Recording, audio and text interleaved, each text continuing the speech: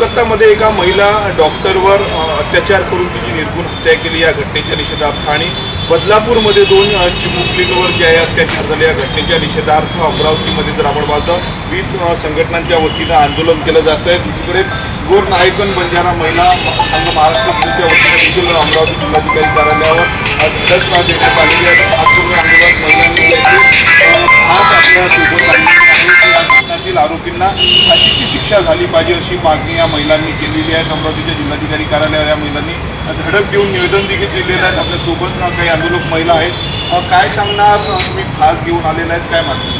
ताबडतोब फाशीची शिक्षा द्यायला पाहिजे सर। इतकी भयानक घटना आहे ती वाचून आणि ऐकून असं रक्त उसळत होतं की तिथल्या तिथे त्या नराधमाला फाशीची शिक्षा व्हायला पाहिजे, पण नाही झाली अजून।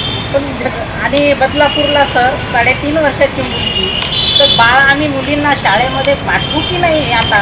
कारण की संध्याकाळपर्यंत जोपर्यंत मुली घरी येत नाही तर आईवडिलांना किती चिंता लागत राहते की काय झालं असेल आपल्या मुलीसोबत। आणि वारंवार अकोला जिल्ह्यात सुद्धा अशीच घटना काल परवा घडली।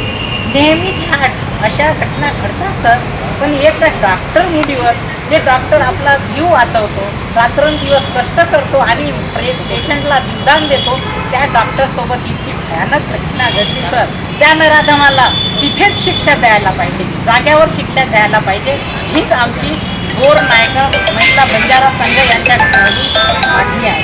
ते तुम्ही फास आणलेला आहे, काय याच्यामध्ये आम्ही असं दर्शवित आहे सर की फाशीची शिक्षा त्याला ताबडतोब दिली पाहिजे। तो खुलेआम याचा म्हणजे सुटून असं फिरत राहिला नाही पाहिजे, त्याला फाशीची शिक्षा झाली पाहिजे, म्हणून आम्ही फास घेऊन आलो। प्रतिकात्मक फास घेऊन या संपूर्ण महिला आल्या आणि फाशी शिक्षा आरोपींना